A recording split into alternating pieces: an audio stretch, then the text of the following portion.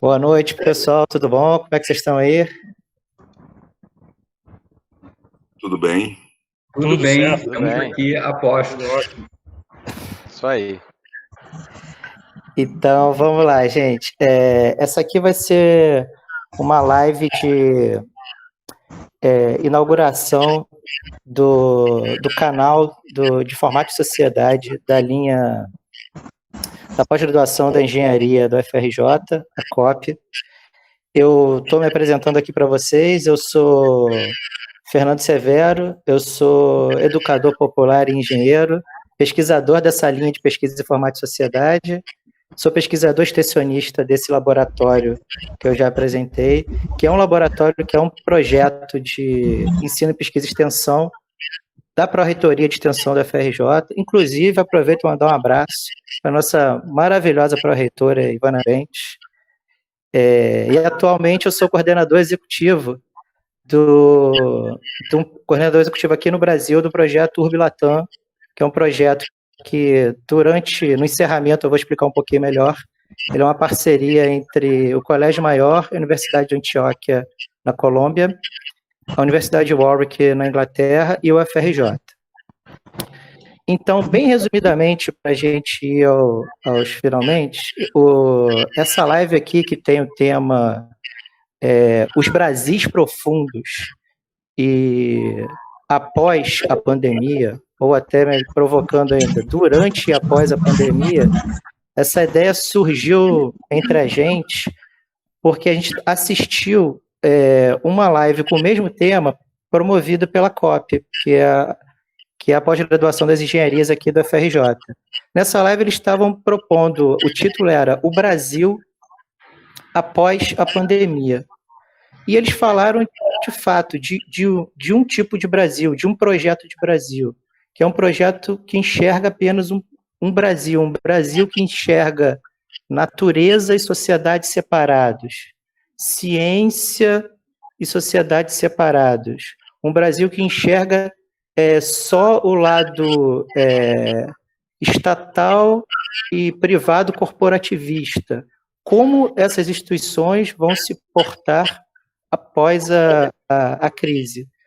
E nossa linha de estudos, que são os estudos de ciências, tecnologias e sociedades, a gente procura não fazer essas divisões entre público, privado, natureza, sociedade, ciência, tecnologia e sociedade. A gente trabalha esse mundo vivo todo junto e imbricado. Então, a gente pensou, e também sendo muito do nosso estilo, que é de fazer coisas bem simples e protótipos e quase coisas, a gente falou, cara, vamos fazer uma live com as pessoas mais próximas que a gente tem, que são pessoas, para minha sorte, hoje estou aqui com 4 amigos que são sumidades nas áreas de ciências, tecnologias e sociedades, cada um são sumidades, sim, gente. Cada um no seu enfoque. Opa, tá aqui. Eu tô aqui todo torto, gente. Eu tô com o celular na mão, porque a minha câmera webcam do computador tá ruim. Eu tô lendo o negócio aqui, então eu tô tremendo um pouquinho aqui, que eu tô nervoso, que eu tenho certeza que estamos batendo 2 milhões de espectadores, maior do que a live da Ivete Sangalo. Então eu fico muito nervoso falando para tanta gente, entendeu? Mas vou deixar de delongas e vamos para os nossos ilustres convidados, que é o que interessa. Então, as pessoas que foram convidadas aqui, que são próximas, mas são muito importantes, a gente comunga e divide essa coisa que o Ailton Krenak diz que eles têm fé, eles acreditam popularmente e tecnicamente que a gente consegue adiar os fins dos mundos, né? Que é o Ailton Krenak que fala da questão de procedimentos e atitudes que a gente tem para adiar o fim do mundo.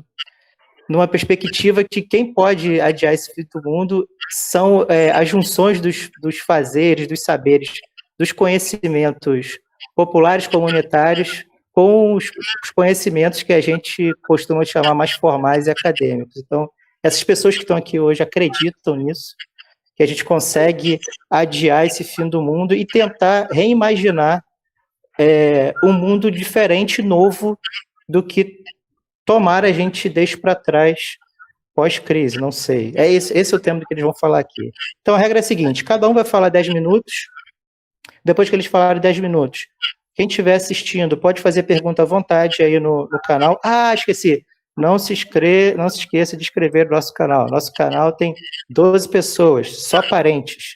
Vocês podem passar para outras pessoas se inscreverem, para a gente ficar só os nossos parentes aqui e o pessoal que trabalha nos nossos laboratórios. Fica feio também. Ou o pessoal só lá da comunidade preventória que já se inscreveu, que eu sei, também só a gente não vale. Vamos escrever aí mais, para a gente ficar só com um pouquinho mais de inscritos. Se a gente ficar com 101 inscritos, a gente consegue botar um nome bonitinho numa URL. Aí a gente já está feliz. Depois de 101 inscritos, não precisa nem mais divulgar. A gente já está satisfeito, tá bom? Porque a gente não quer ser blogueiro, não. A gente quer ser só aqui, pequenininho, fazendo os nossos projetos. Então, a regra é, cada um vai ter 10 minutos. Vocês que estão assistindo podem fazer perguntas à vontade, que quando acabar, a gente vai dividir em blocos de 3 perguntas. Eu vou ler as perguntas para os nossos palestrantes, e é isso. Então, vou começar aqui a apresentação. O nosso primeiro palestrante de hoje nosso primeiro showman de hoje é o professor Ivan da Costa Marques. Ele é engenheiro e professor titular da FRJ. Ele foi professor pesquisador e diretor do Núcleo de Computação Eletrônica da FRJ.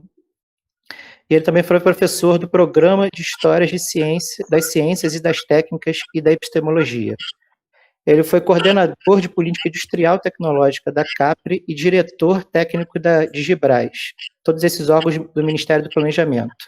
Ele foi presidente da Cobra Computadores Brasileiros, foi presidente também da Associação Brasileira de Estudos Sociais das Ciências e das Tecnologias, membro do Conselho e vice-presidente da Sociedade Brasileira de História das Ciências, pró-reitor de pós-graduação e pesquisa do FRJ. Atualmente, o Ivan ele tem dedicado mais seu tempo ao desenvolvimento desses estudos que eu estava falando aqui de ciência, tecnologia e sociedade no Brasil, na América Latina, no mundo e no universo todo. O nosso próximo convidado é o João Porto de Albuquerque. Ele é cientista da computação e geógrafo, professor titular e diretor do Instituto Global de Desenvolvimento Sustentável da Universidade de Warwick. Ele é Turing Fellow do Instituto Alan Turing e co-diretor do Instituto para a Ciência das Cidades da Universidade de Warwick. Atualmente, ele é o pesquisador principal do projeto Urbilatam, que trata de resiliência equitativa e comunitária em cidades da América Latina. Esse projeto, como eu já falei, é cooperação com universidades na Colômbia, lá na Inglaterra e a gente na FRJ. Nosso próximo ilustríssimo convidado é o Arthur Arruda Leal Ferreira. Ele é psicólogo e professor titular da FRJ, com pós-doutorado em História da Ciência e da Psicologia pela UNED Madrid. Ele já foi coordenador da Sociedade Brasileira de História da Psicologia e atualmente ele é diretor do Instituto de Psicologia do FRJ. Ele também é professor dos programas de pós-graduação em Psicologia da UFRJ, em Psicologia da UF e em História das Ciências, das Técnicas e da Epistemologia na UFRJ. E ele também é coordenador do Núcleo de Estudos de Ciência, Tecnologia e Sociedade. Nosso último convidado, muito ilustre, para mim uma das pessoas mais charmosas que eu conheço, ele é Henrique Luiz Kuckerman. Ele é engenheiro, historiador das ciências e professor associado da FRJ. Além disso, ele já ocupou a superintendência acadêmica de pós-graduação da Pró-Reitoria de Pós-Graduação em Pesquisa da FRJ. Ele é professor da pós-graduação do Programa de Engenharia de Sistemas e Computação da COP e é professor também do Programa de História das Ciências e das Técnicas e Epistemologia, o HCTE. E também ele é professor na graduação em Engenharia de Computação e Informação da Escola Politécnica da UFRJ. Ele é coordenador da linha em Pesquisa Informática Sociedade, que nos patrocina aqui, e do Laboratório de Informática e Sociedade do Programa de Engenharia de Computação. Ele também é associado ao núcleo... o nosso laboratório, que ele é o coordenador, ele é um laboratório que é um programa associado ao núcleo interdisciplinar para o desenvolvimento social, UNIDES, que é um grande parceiro nosso, inclusive compartilhou toda a ciência e a tecnologia de montar lives via o Soltec. Um grande abraço, um beijo para a Amanda e para o Celso do Soltec, que nos ajudaram e ajudaram ao Pedro. E ele foi, voltando para o Henrique, ele foi um dos fundadores da Associação Brasileira de Estudos Sociais das Ciências e das Tecnologias. Quem está com a gente aqui também, que está sendo meu diretor tecnológico e vai me controlar quando eu estiver falando alguma besteira, é o Pedro Braga, que ele também é pesquisador do Laboratório de Informática e Sociedade, junto comigo. O nosso laboratório é feito por algumas lideranças, entre eu, Pedro Braga e outros mais. Então, o Pedro Braga está aqui no ponto eletrônico comigo. Estou me sentindo uma pessoa muito importante por ter um ponto eletrônico com o Pedro Braga. E antes da gente começar as falas, eu sei que fazer isso à distância é um pouco estranho, mas a gente tenta sempre colocar algum ritual para marcar o início das nossas atividades. Quem está assistindo a gente e os meus companheiros que estão comigo aqui, inclusive você, diretor Pedro Braga, eu queria que a gente desse 3 respiradas para a gente relaxar, estar bem concentrado, sair dessa tensão. Gente, pode relaxar, não tem ninguém vendo a gente, só a minha mãe e meu irmão. Então, a gente está aqui à vontade. Então, eu queria que a gente fizesse 3 respirações profundas, com os olhos fechados, e a gente fizesse essas 3 respirações profundas, fosse simultaneamente respirações de homenagem ao professor Antônio Cláudio, que foi um professor que é uma pessoa importantíssima no FRJ, que infelizmente fez a passagem. Ele foi coordenador de um laboratório, que é o Laboratório de Informática para a Educação, que é um laboratório irmão nosso, um laboratório muito importante para a FRJ, e ele fez a passagem, mas está aqui com a gente, então eu vou pedir 3 respirações pelo Antônio Cláudio, e depois o Ivan pode, quando a gente voltar, o Ivan pode começar. Obrigado, gente.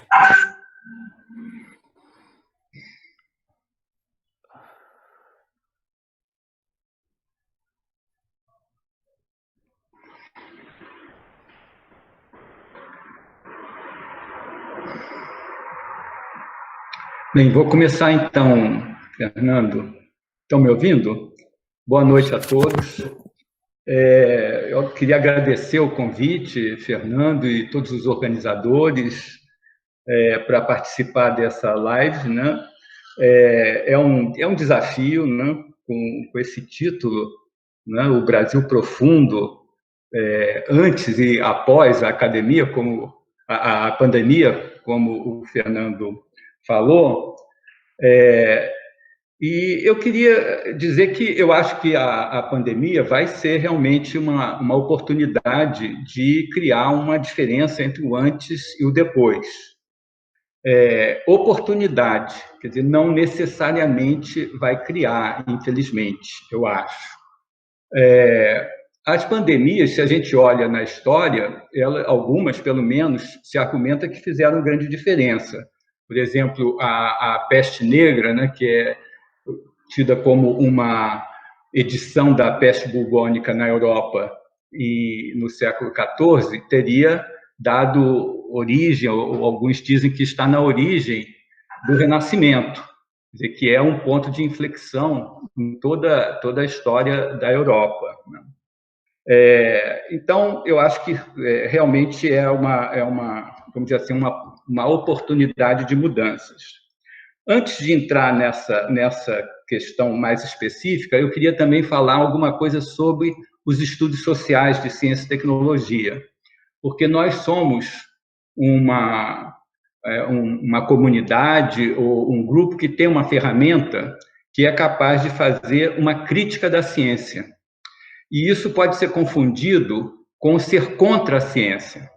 E eu acho muito provável, até quando a gente fala alguma coisa, se nós não formos muito prudentes, nós podemos ser acusados de negacionistas, de pessoas que, se você está falando, se você está criticando a ciência, então é porque você é contra a ciência, né? Então, é preciso deixar muito claro que não se trata disso de maneira nenhuma.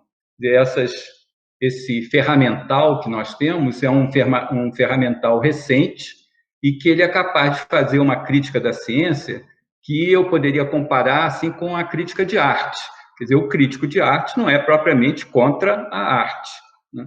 Então, a gente poder apreciar a ciência. Não é verdade que a ciência só faz o bem.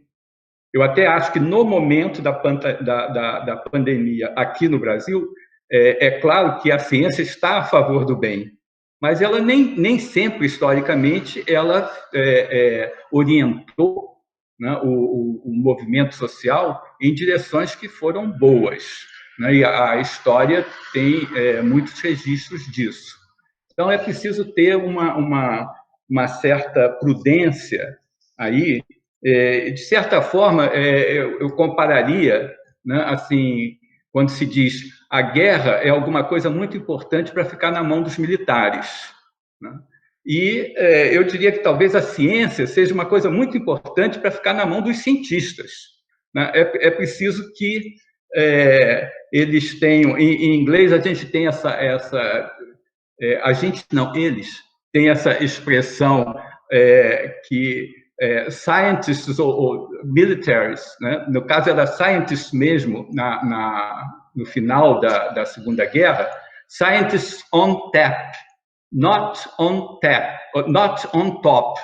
Quer dizer, então, os cientistas devem estar à disposição quando eles forem chamados, porque a ciência realmente você pode comparar a um farol, né? Ela ilumina as situações, mas ela ilumina em muitas direções. E então, quem está segurando essa lanterna, se você quiser comparar a ciência com um dispositivo que mostra partes do mundo, ou constrói partes do mundo, para aqueles que são mais familiarizados com os estudos sociais das ciências e das tecnologias e pensam mais em construção do que em formas que já estão lá para serem descobertas, né? Quem segura essa lanterna, para onde ela aponta, o que ela vai apontar, não são propriamente os cientistas, que normalmente estão muito atarefados na construção de conhecimentos em direções que foram dadas, né? Aí que, por exemplo, o filósofo americano, o Rorty, quando ele foi perguntado sobre a importância dos estudos sociais de ciência e tecnologia, se era uma coisa importante, uma coisa grande, né? Big thing, ele disse que era, mas ao longo prazo, porque, inegavelmente, hoje, o cientista que está familiarizado com os estudos de ciência e tecnologia e o que não está, né? O que acredita nos direitos humanos e o que não acredita, quando ele entra no laboratório, eles fazem a mesma coisa, os dois. Mas, a longo prazo, então, ele queria dizer que isso pode ser modificado. E eu acho que a pandemia é uma oportunidade de encurtar um pouco esses prazos. Quer dizer, ela bate, né? Ela cria uma situação de tensão em que então, uma oportunidade para se pensar nessa questão da ciência, e eu acho que nós estamos, assim, como estudiosos dos estudos sociais de ciência e tecnologia, nós temos uma ferramenta poderosa para fazer uma crítica construtiva da ciência e não sermos, de jeito nenhum, confundidos com pessoas que são contra a ciência. Bem, dito isso, nós temos aqui o Brasil, né? A gente tem que falar do Brasil. Não teria nenhum sentido, eu acho, a gente não falar do Brasil. E eu, na verdade, não sou muito... Eu não arriscaria fazer previsões, mas não sou muito otimista na direção de que vai haver grandes mudanças, né? Eu torço para que haja. Mas o o Brasil, nós estamos numa situação assim, diante de um desconhecido. Quer dizer, é o primeiro país assim de grandes proporções. Quer dizer, você tem a China, Indonésia, Índia, Estados Unidos, Brasil, país de grandes populações, e cada um tem, naturalmente, as suas condições específicas. E aqui no Brasil nós temos uma porcentagem enorme da população que vive em favelas, quer dizer, que vive numa situação de aglomeração forçada, quer dizer, quando você tem 8, 10 pessoas vivendo em 20 metros quadrados, falar em isolamento social, ou pedir a essas pessoas para se isolarem socialmente é uma coisa muito, muito complicada, né? Se isolarem fisicamente. Então, nós não sabemos ainda o desenrolar dessa pandemia. Quer dizer, hoje estão batendo mais de praticamente 6 mil mortos, mas com um crescimento exponencial, que até começo da semana que vem vão ser 10 mil, e no fim da outra semana vão ser 20 mil. Né? Então, mesmo quem faz discurso dizendo que está perto do pico, se você considera esse crescimento exponencial, nós vamos ter aí 40, 50 mil mortos, numa visão já admitida, né? Embora não muito propagada. Além disso, nós temos uma tradição no Brasil de profundo desprezo por parte da elite com os pobres. Então, e aí é que vem o meu, assim, um certo pessimismo, é que se essas mortes se concentrarem nas populações mais pobres, muito fortemente, como já está se dirigindo, quer dizer, logo no começo se viu que, por exemplo, o número de infectados no Morumbi era maior do que o número de infectados nas regiões pobres de São Paulo, por exemplo, na Brasilândia. No entanto, o número de mortes na Brasilândia era maior do que o número de mortes no Morumbi. Isso há algum tempo atrás. Agora, isso já deve estar mais... Essa divisão já deve estar mais clara.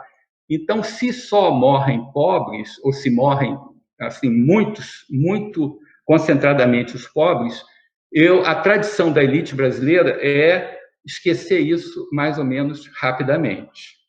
Quer dizer, essa situação de desamparo dos pobres pode ser comparada, eu acho, eu estou finalizando, à situação, por exemplo, da libertação dos escravos.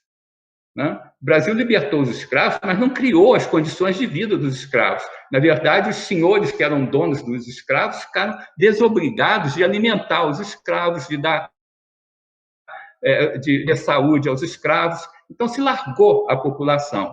E o que tem hoje é uma população largada também, guardadas as devidas proporções nessa comparação. E aí, o que vai acontecer depois? Não está determinado, eu concordo, eu gostaria de ser mais assim, otimista, no sentido de que nós vamos ter que brigar pelas mudanças. Né? Quer saber o que vai ser modificado, o que vai ser modificado na agricultura, o que vai ser modificado no transporte, o que vai ser modificado na área médica, o que vai ser modificado na educação. E se nós não brigarmos, vai tudo mais ou menos se ajustando. Inclusive, tem aí os movimentos internacionais também. Então, era mais ou menos isso. Eu passei um pouquinho dos meus 10 minutos, mas para, vamos dizer, iniciar a conversa seria isso. Pô, Ivan, eu acho que eu marquei errado, que você está bem pra caramba no tempo. É que eu estou com um cronômetro aqui. O meu estava dando 7 minutos, eu acho que eu me empolguei aqui, comecei depois. Mas ainda bem que você marcou o tempo, Ivan. Por isso que eu gosto do participante participativo, é por isso que é participante. Gente, eu esqueci de falar um negócio muito importante. O nosso projeto, agora que eu estou vendo ali a transmissão da live, vocês estão vendo ali a logo do nosso laboratório, que é o Labis, o NIDES, que é o núcleo para o desenvolvimento social que a gente está associado, o Urbilatam, que é o projeto, e aquele símbolo ali mais à direita é o símbolo do Banco Comunitário do Preventório, que é o nosso parceiro na comunidade do Preventório, lá em Niterói, junto com outras comunidades, comunidade de Urujuba também, nesse projeto chamado Urbilatam, que quer discutir o que é resiliência comunitária construída conjuntamente com os conhecimentos comunitários e o conhecimento acadêmico. A gente tinha um projeto que era para ter um fluxo, um cronograma normal. Só que, o cronograma normal, entre aspas, né? Um cronograma mais controlado. Só que a pandemia atravessou o nosso projeto e a gente, articulado junto com o Banco Comunitário do Preventório e as lideranças comunitárias de lá, basicamente agora eu vou saudar aí a presidenta do banco, a Sônia, a Osana e o Marcos Rodrigo. Nós todos juntos criamos um comitê da solidariedade e a gente readaptou totalmente as nossas ações no laboratório e no projeto Urbilatam para encarar, ajudar, pelo menos minimamente com um pouco de infraestrutura, as ações de quem está na linha de frente, as lideranças comunitárias, via o Banco Comunitário do Preventório e o comitê que eles articularam, que é o Comitê da Solidariedade e da Resiliência. Vocês estão vendo o QR Code. Esse comitê agora está focado numa vaquinha eletrônica que a gente montou uma estrutura para criar cestas básicas e distribuir para as pessoas que estão mais precisando nas comunidades do Preventório, Jurujuba e comunidades parceiras também, que a necessidade está tão grande que outras comunidades estão entrando no comitê e estão nos ajudando a ajudar mais gente que está em extrema necessidade. Então, naquele QR Code, se você passar ali o telefone celular com a câmera, não precisa de nenhum software, você vai direto para o link da nossa vaquinha. E se você não quiser usar a vaquinha, ali está o e-mail do Banco do Preventório, que é bancodopreventorio@gmail.com. Lá você pode mandar um e-mail dizendo quanto você quer doar e quanto você pode doar, que a gente retorna enviando os dados bancários do Banco do Preventório ou um link de PayPal para você conseguir fazer a doação. A gente está a gente está conseguindo ajudar algumas pessoas, mas a gente precisa de mais colaboração, porque a nossa vaquinha está ficando mais minguada. Ela começou a funcionar tem umas 3 semanas, e está passando o tempo, ela está ficando mais minguada, e a urgência das pessoas, a quantidade de pessoas que estão precisando, está aumentando. Não sei se está aumentando tão exponencialmente quanto o vírus, mas lá está aumentando bastante. Então, agora, lembrei do que eu tinha esquecido, quero fazer a divulgação da vaquinha. Agora eu passo a palavra para o meu amigo João Porto de Albuquerque. Obrigado, Fernando. Boa noite a todo mundo. Obrigado pelo convite, por estar aqui, falando um pouco sobre esse assunto que é tão interessante para a gente pensar em vários aspectos, né? E um deles é de fato o ponto de vista do Brasil profundo. Então, gostei dessa provocação, né, do título. E eu acho que eu vou começar falando, eu acho que o principal, acho que para mim, que chama atenção, né, da crise atual, que é uma crise que, de fato, é uma crise de saúde, uma crise sanitária, uma crise econômica, né, uma crise de desenvolvimento social, né, e eu acho que o interessante é que essa crise, né, e a pandemia, ela veio expor, né, muito claramente, eu acho, né, algumas das bases frágeis, né, que a gente tinha na sociedade, e algumas desigualdades gritantes, né, que estão sendo, eu acho que aí, entrando na questão das consequências, né, que estão sendo exacerbadas aí pela própria crise, né. Então, eu acho que, olhando do ponto de vista, né, que para mim é interessante, né, dos espaços do profundo e do centro e da periferia, né, do Brasil profundo e do Brasil talvez superficial, né, eu acho que a gente está vendo essa desigualdade em várias escalas, né? Ela se multiplicar e se intensificar. Então, desde que a gente entende que, por exemplo, os efeitos da crise, estão começando no durante para ir para o após, né? Nos efeitos da crise são sentidos de maneira muito diferencialmente, né? No centro e na periferia. E é isso em várias escalas. Então, aqui onde eu estou, na Inglaterra, né? tem centro e periferia, e aí você vê que, por exemplo, as elites, né, podem trabalhar de casa, podem fazer homeworking, né, estuda pela internet, tem uma fonte de renda estável que continua, né, tem um jardim, né, que a gente está em confinamento, mas pode sair no jardim, pode pegar um sol, né, e isso, e as crianças estão em escolas que pode ter um computador e pode acessar, pode continuar de alguma forma estudando, né, enquanto a gente tem populações de baixa renda que perderam sua forma de renda, né, e que tem um outro efeito da crise, né, de uma maneira muito mais intensa, né, e eu acho que essa dicotomia, você vê, quer dizer, falando aqui da Inglaterra, onde a gente ainda tem, né, aqui as pessoas da periferia daqui ainda tem um sistema de saúde público que tem uma certa robustez e que está aí reagindo, né, e que tem uma rede de seguridade social que muitas das pessoas que perderam emprego foram foi acionada essa rede, né, e foi bancada, e que está bancando, inclusive, empresas e outras coisas. Então, eu acho que, assim, eu acho que o coronavírus foi chamado no começo do grande nivelador, né, de que todo mundo pode pegar, né, e as consequências para todo mundo seriam iguais. Mas, na verdade, é o contrário, né, de grande nivelador, a gente vê que ele é um grande desvelador de desigualdades profundas, né. Então, eu acho que o que o vírus mostra, né? E isso ecoa, eu acho que uma série ou confirma, né? Uma série de questões que a gente já via vendo, né? Essa fragilidade de desenvolvimento era só superficialmente não conhecida, mas era conhecida, né? E, por exemplo, na pesquisa de gestão de desastres, né? A gente fala que é a questão dos efeitos, né, só vira um desastre quando a ameaça encontra vulnerabilidades, né.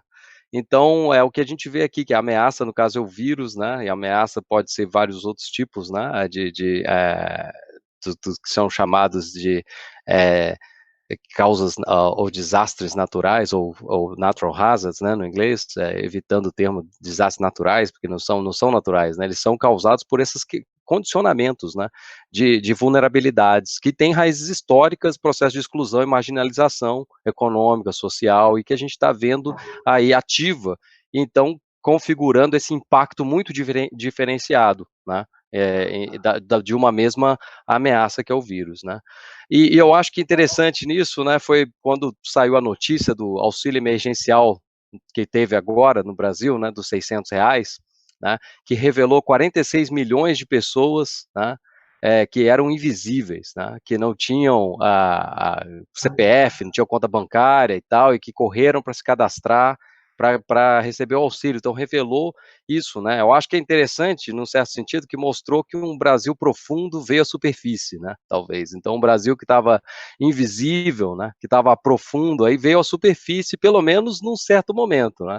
Aí eu acho que a questão que o Ivan coloca é o que isso proporciona, né? Eu acho que a gente está assim no momento de uma divisão, né? De uma oportunidade de ter um antes e um depois, certamente. Eu acho que certamente vai ter, né? A grande questão é o que depois será, né? Eu acho que essa questão da diferença, né, entre os diferentes níveis, né, diferentes pessoas e como são sentida a crise, né, de várias formas, ela mostrou também, por exemplo, a questão do enfrentamento da crise, né, e medidas de enfrentamento da crise que foram muito diferentes, né.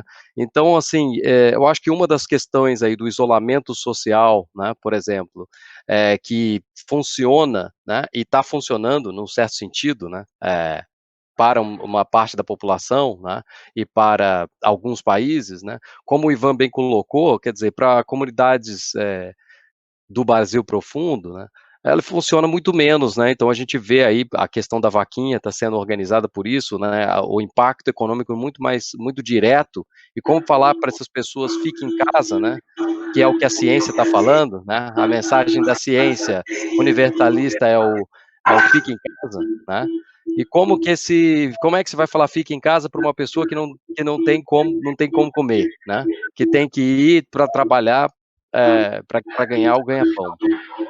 Então, aí você vê que aquela universalidade também, né, que o Ivan estava falando, né, se questiona da ciência, né? Eu acho que é interessante que no momento de crise, aqui na Europa foi muito interessante, que a ciência foi exaltada, né? Na verdade, foi buscada, né? E aqui na Inglaterra até de maneira certamente não que não deixou de ser problemática, né? Em termos de que, não, o que nós estamos fazendo é baseado na ciência, né?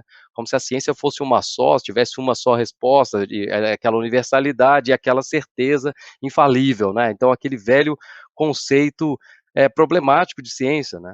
Agora, quando ele expõe os problemas e as diferentes relações que a ciência pode ter, as diferentes versões, diferentes opiniões que vieram depois, né? Então, a ciência pode estar direcionada a de fato minimizar e ter um efeito, que é o que aconteceu, né? Agora, o que me chama atenção mesmo, né, é como que essa crise mostra essa importância de adequar as medidas, né, e adequar um conhecimento a realidades locais. Então, essa distância entre centro e periferia, né, como também uma distância epistemológica, como também uma distância do conhecimento que a gente tem sobre o que funciona no centro e o conhecimento que a gente tem sobre o que funciona na periferia, que é muito menor, né? Então, a invisibilidade se reproduz nas práticas de saberes, nas práticas científicas, né? E eu acho que aí, né, a gente vê esses efeitos, né, sendo uma oportunidade de revelar essa segmentação, né, aprofundando, eu acho que num primeiro momento, né, eu acho que está muito claro que com as consequências dessa crise vão aprofundar, né, as desigualdades, estão aprofundando as desigualdades muito, muito fortemente, né, tanto entre países quanto dentro de um país, entre as populações, né, você pensa, por exemplo, na educação, né, em crianças que estão fora da escola, né, e que têm acesso à tecnologia e têm acesso ao pai poder ensinar, estão recebendo um outro tipo, vão ter um outro tipo de base, né, do que crianças carentes que não têm acesso à tecnologia, não tem, então você está aumentando essa desigualdade, né, esse efeito da crise, né, nesse momento agora, aumenta essa desigualdade. Eu acho que num certo sentido também, né, expõe essas desigualdades que já existiam, exacerba pelos efeitos que ela tem, né, mas também mostra a importância de lidar com essas desigualdades como a importância da prevenção. Então, aí voltando para a questão da crise, da gestão da crise, né, é claro que a fragilidade era muito grande, né, porque a desigualdade estava lá, né, as vulnerabilidades estavam estruturais na sociedade, e isso gerou uma fragilidade muito grande da nossa sociedade. Então, aí vem uma lição que é possível tirar da crise, que não sabemos se vamos conseguir tirar da crise, né, é que, de fato, essa é um trabalho, né, relevante para ser feito, né. E aí olhar para isso e olhar para a oportunidade de construir um conhecimento que seja mais territorializado, né, que seja mais sensível a essas áreas diferentes, né, sensível ao Brasil profundo, né. Então, aí voltando ao tema do Brasil profundo e epidemia, eu acho que as perspectivas, né, que a gente queria, né, ou desejáveis, são de extrair lições dessa crise, é o reforço, num certo sentido, né, eu gosto disso, é claro, tenho um viés, né, porque gosto de trabalhar com geografia, né, e é o espaço tendo cada vez mais importância, né, então a proximidade, né, que num certo sentido você achou que não estava menos importante por causa da internet e tudo, né, fica, na verdade, muito mais importante agora, muito mais exposta, né. E eu acho que aí concluindo, né, eu vi que meu tempo aqui terminou pelo meu timer aqui, né, eu acho que a grande questão e a lição da crise é como que a gente apoia essa auto-organização e o nível da comunidade, né, como um nível local de territorialização, né, pensando em políticas e medidas, em conhecimentos e saberes, né, que apoiem esse nível local, né, e essa localização para uma autodeterminação, né, e para que, então, consiga, de fato, construir o que a gente estava falando, né, da resiliência, ou construir uma nova base, né, bases mais sólidas para o futuro. Então, termino por aqui. Pô, obrigado, João. Só para anotar aí, porque eu vou esquecer de anotar, mas o comentário que você fez do auxílio emergencial do governo, está fazendo no Comitê da Solidariedade reuniões quase que diárias. E uma das lideranças, não vou falar o nome dela, que ela não me autorizou, na questão do uso do aplicativo para falar, para receber, quem recebe, quem não recebe, da utilização do dispositivo, lançou a seguinte pérola para a gente debater no final. A tecnologia é cruel, porque ela não estava conseguindo, o aplicativo não dava a resposta de emergência que ela precisava. A tecnologia é cruel, foi a frase dela. Arthur, a tecnologia é ou não é cruel, Arthur? Puxa aí, Arthur.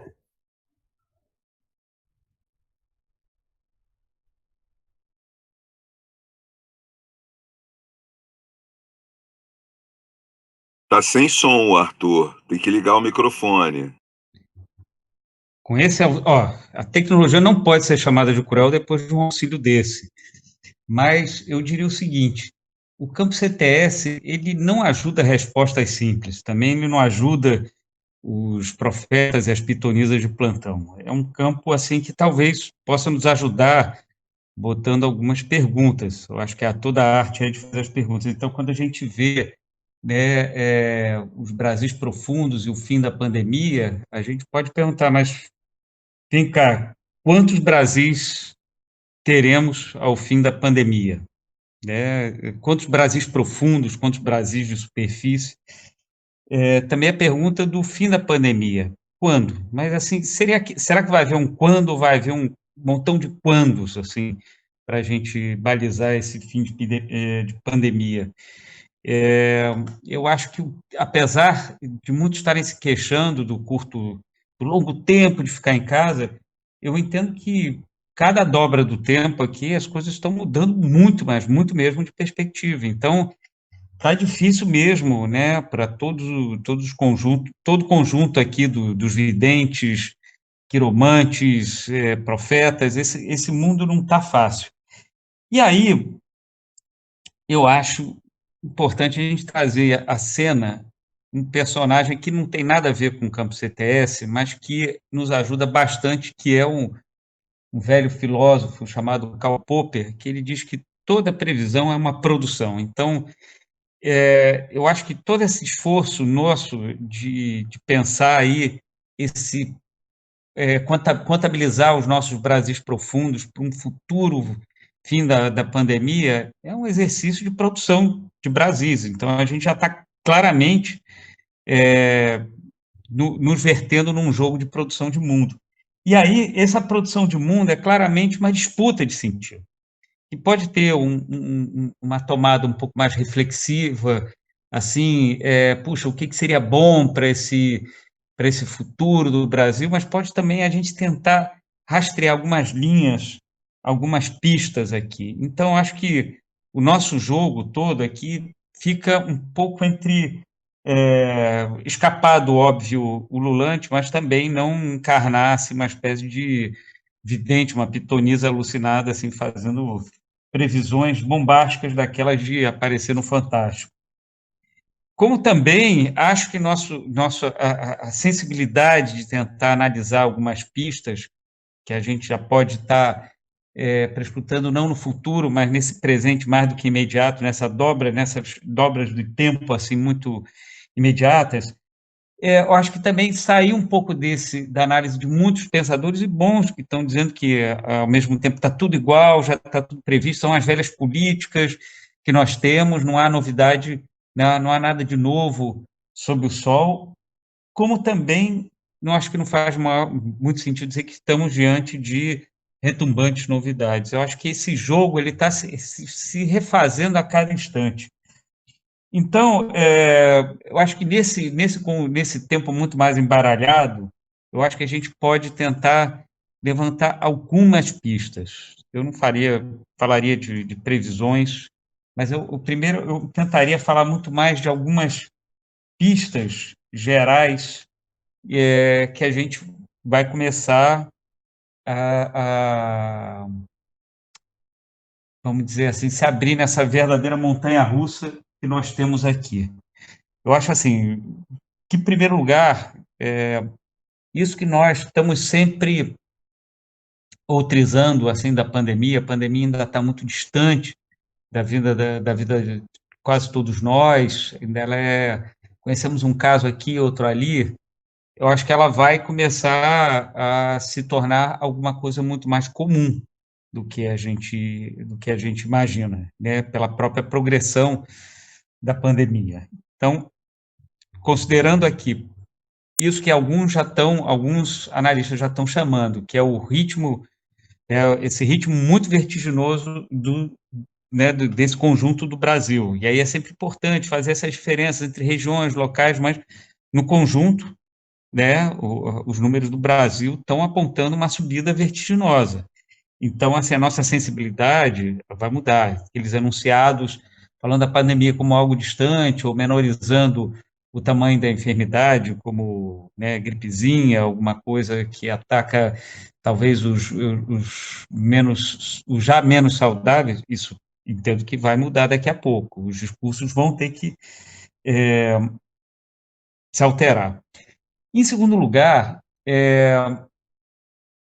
vai haver uma redistribuição das idades. Já está havendo isso, mas não no sentido de que necessariamente os idosos têm uma taxa de letalidade maior do que os mais novos, mas isso já é enunciado em alguns discursos dos mais grotescos, a gente vai ver daqui a pouco, dentro desse limite da doença, que não é um limite que o vírus impõe no corpo a corpo, né, com um maquinário fisiológico humano, mas no entramado que entra também a nossa saúde pública, a disponibilidade dos leitos, vai entrar algumas questões que já estão entrando nesses locais onde o sistema de saúde pública está saturado, como, por exemplo, Manaus.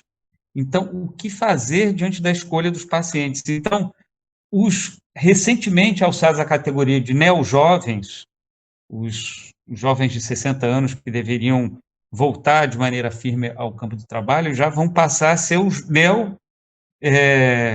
vetustos, os neo-idosos, que já vão perder a prioridade, né? A prioridade conquistada nas filas vai ser a perda da prioridade nos leitos, talvez, diante do que já enunciam alguns desses nossos, vamos dizer assim, profetas da fatalidade do Covid. Vamos ter algumas mortes, vai ser uma coisa fatal que morram alguns, né? Mas é uma frase facilmente enunciável na medida que a pandemia está distante. São números que a gente está vendo, especialmente lá de fora, né? Não está batendo ainda claramente a onda aqui. Outro aspecto que eu acho que vai produzir alguma diferença o jogo entre as capitais ou alguns grandes centros e o interior.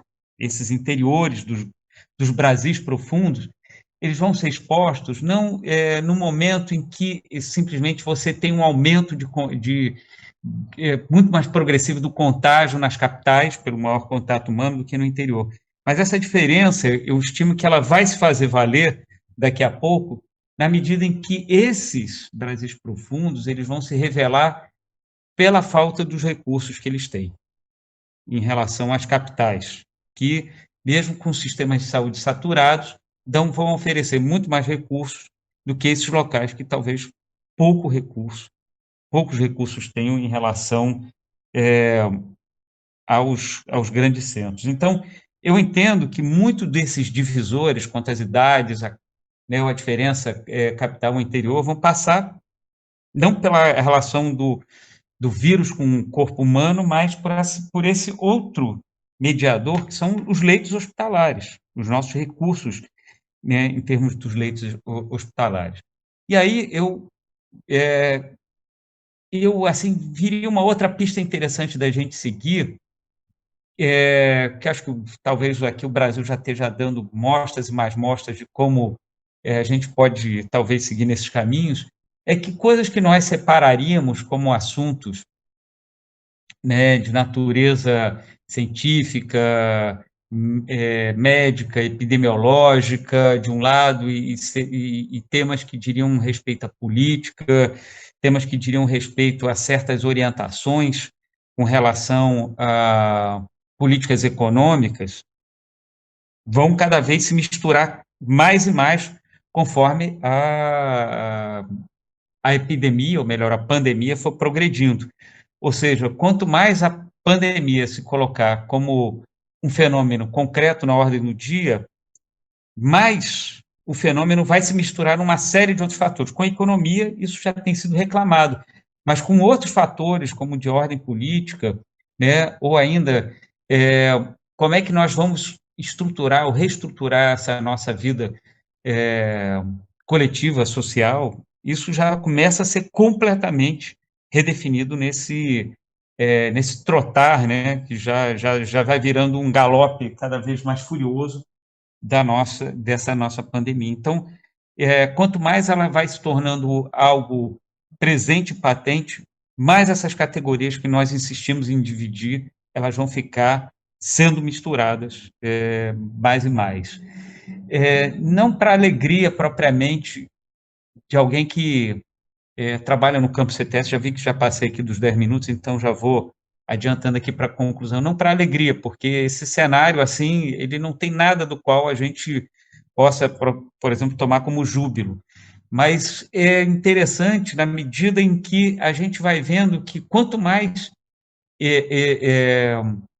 esse fenômeno ele vai ganhando contornos, mais as coisas vão ficando misturadas ou conectadas na sua própria aparição, na sua própria presença aqui constante. Então, eu entendo que a partir dessas pistas fica muito difícil a gente falar desse quando seria esse fim, ou esses fins.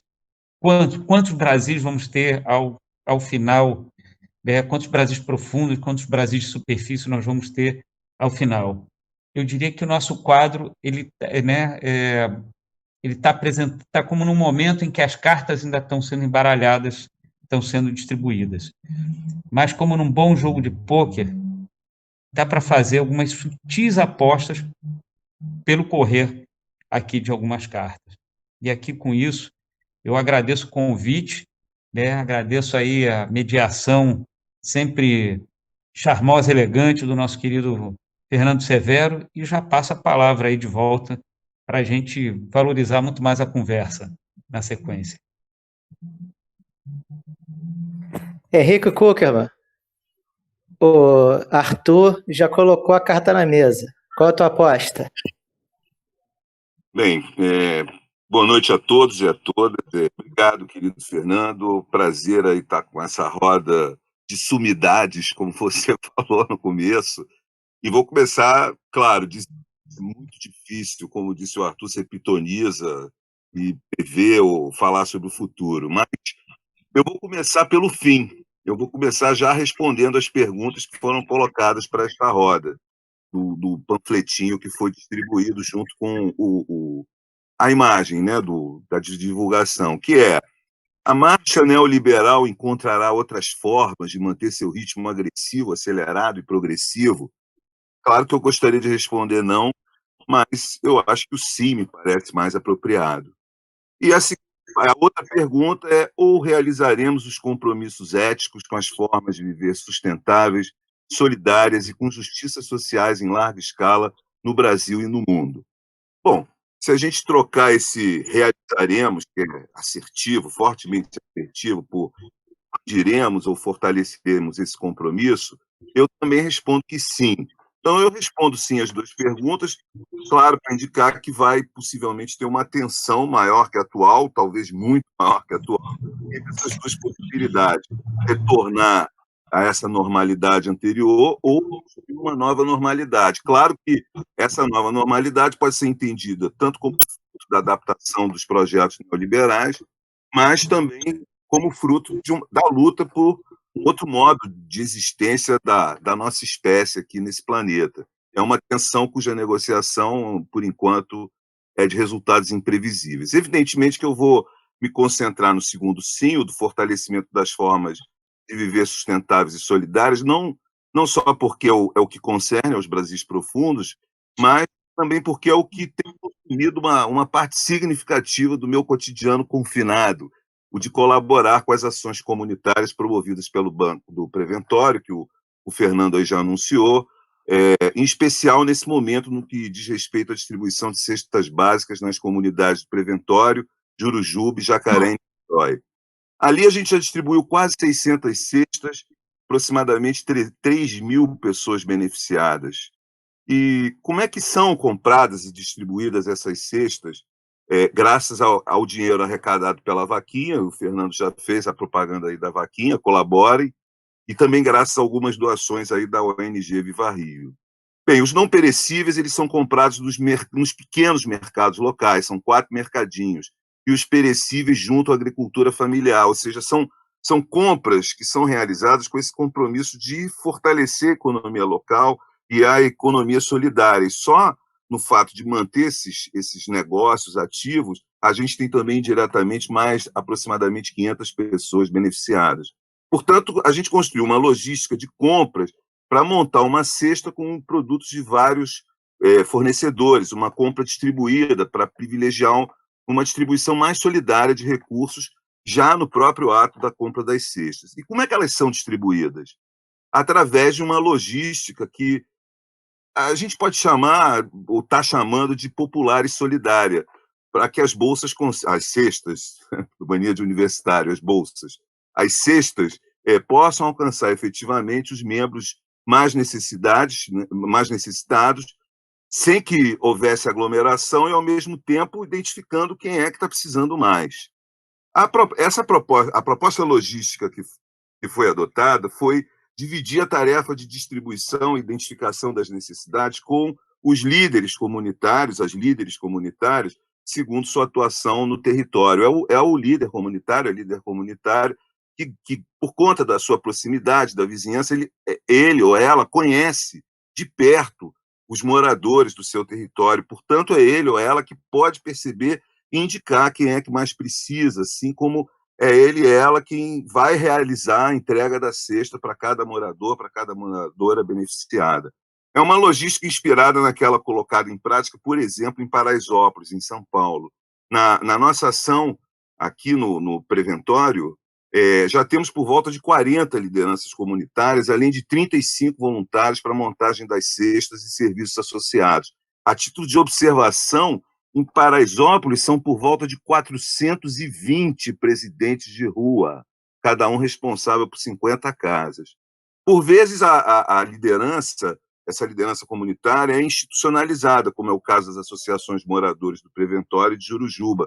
Outras vezes, a liderança é feita de pessoas que se dedicam, de alguma forma, a desenvolver atividade na comunidade relacionadas às mais diversas áreas, cultura, recreação, entretenimento, música, práticas religiosas, esportivas, o artesanato, a costura, o ensino, o comércio local, etc., etc., ou são líderes que simplesmente têm a ajuda ao próximo como um dever de solidariedade.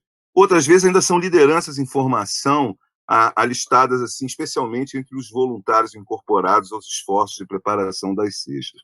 Formou-se, então, o Comitê de Solidariedade, o Fernando já falou dele, ao qual procuramos auxiliar, que reúne todas essas lideranças comunitárias, procurando, assim, unificar as ações, resolver coletivamente questões e pendências surgidas ao longo da distribuição das cestas. Esse coletivo, então, ele é o resultado da mobilização comunitária produzida por essa logística que eu acabei aqui de descrever muito brevemente.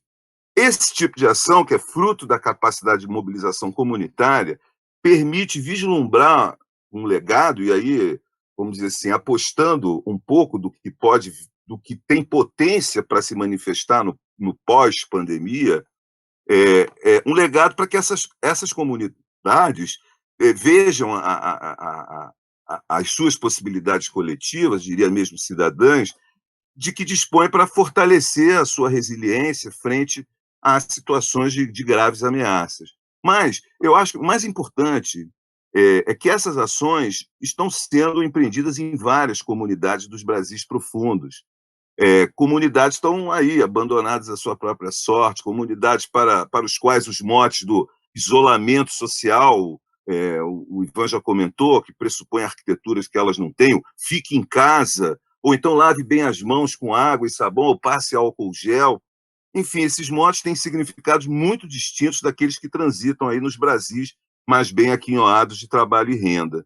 Então, essa mobilização solidária e popular desse Brasil que está embaixo, o Brasil dos pobres, essa mobilização que a gente vê agora, ou pelo menos que eu estou vendo intensamente com o nosso trabalho junto com o Banco Preventório, ela parece, para mim, resgatar algumas das proposições de Milton Santos sobre aquilo que ele chamou de verticalidades e horizontalidades do mundo dito globalizado.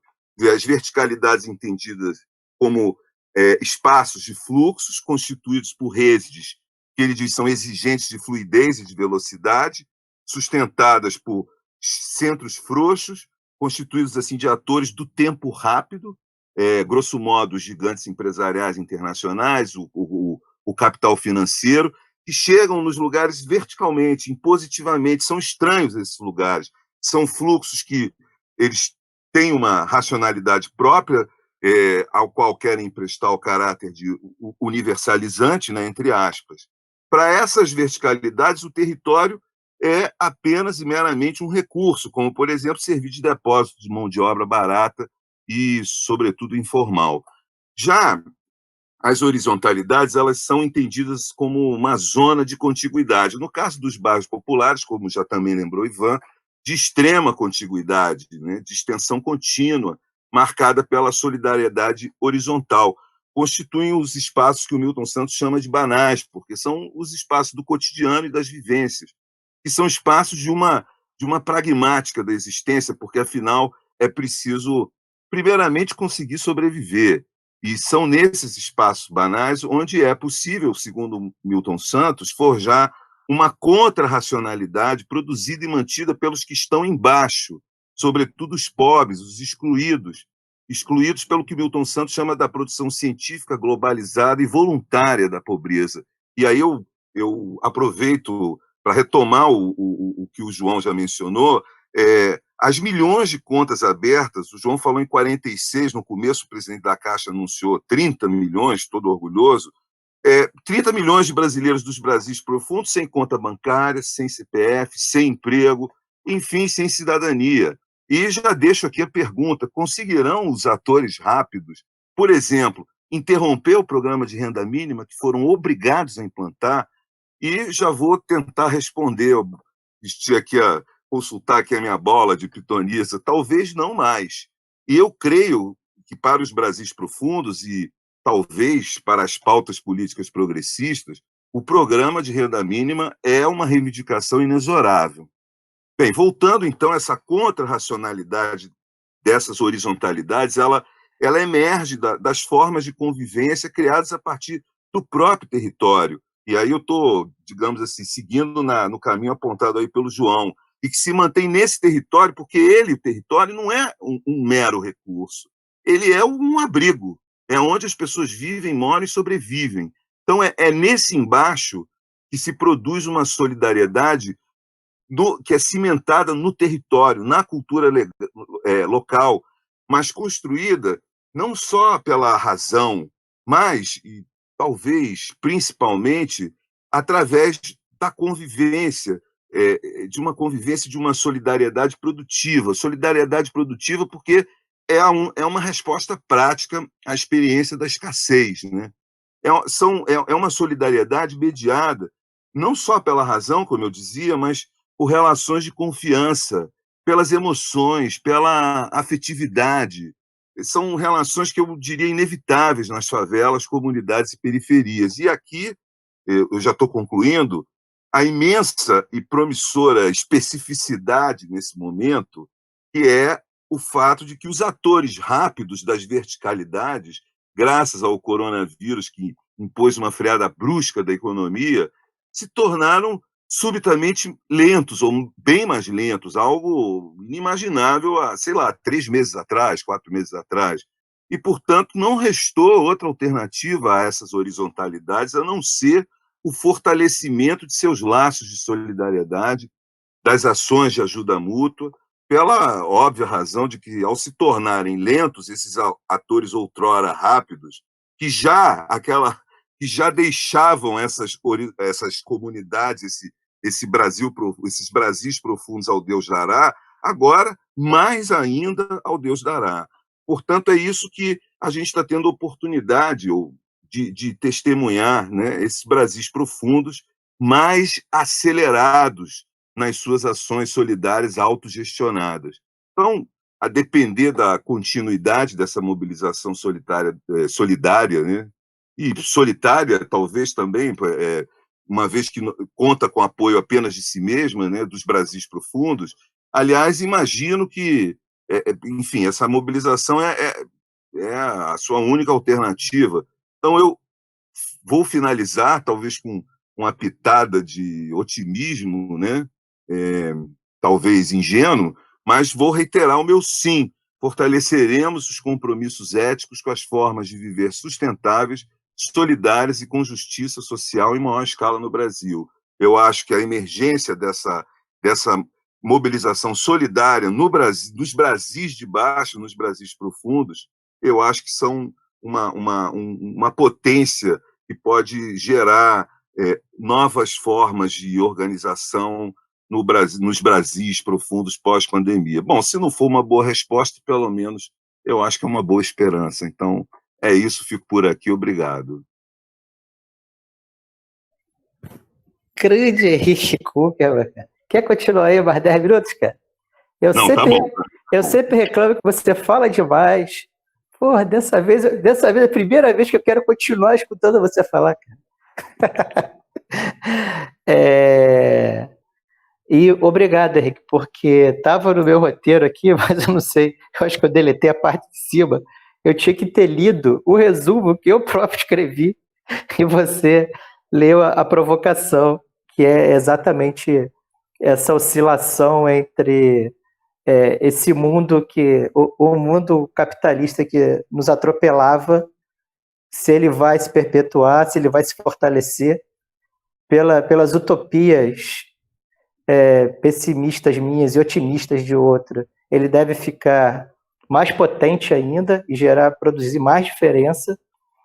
E pela minha utopia, pela minha esperança positiva e negativa para outros que querem continuar essa marcha que destrói o planeta e que gera e reproduz mais desigualdade, eu queria e sonho e vou lutar até o último segundo da minha vida para que a gente reduza cada vez mais a desigualdade e que a gente, de fato, vire essa chave. Eu não quero voltar para o que era antigamente. Eu não quero voltar para o pré-pandemia. Eu quero que as coisas mudem. Entendeu? Obrigado para todo mundo que assistiu e estava aí com a gente. Obrigado, pessoal. Boa noite. Boa noite aí, geral. Boa noite. Boa noite. Salve. Beijos e abraços para todos. Beijos. Peter Braga, meu diretor, você foi maravilhoso. Nunca fui tão bem dirigido na minha vida. Pode cortar a live. Tchau, pessoal. Stay alive. Stay alive. Stay alive. Citando Bidis.